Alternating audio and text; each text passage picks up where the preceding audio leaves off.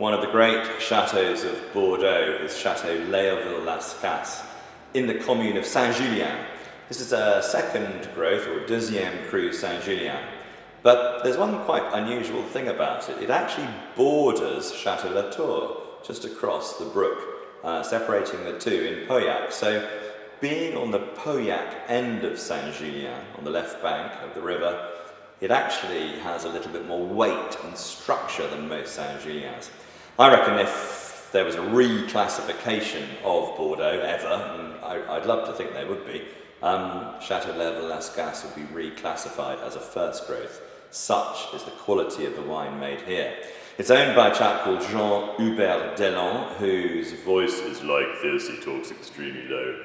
He's a very cool guy. And he presides over the incredible wines made here. And I say wines because they don't just make Chateau Leoville-Las itself. There's a second wine called Le Petit Lion, Little Lion. They also make Clos du Marquis here, which is an incredible wine in its own right. And they look after Chateau Potensac, which is another great Medoc. And then on the right bank, funnily enough, they actually own Chateau Nonain as well. So this is a little mini wine dynasty. But back to the Grand Vin, Chateau Leoville-Las itself. So, as I said, Las is a more macho, more Pauillac style of Saint-Julien, and that means it has, initially when it's in its youth, quite tight, quite tannic, quite firm. Cabernet Sauvignon is the king grape here, often making up 2/3 plus of the blend. But they do use a little bit of Merlot here, and this softens what is quite a structured, full-bodied style of claret.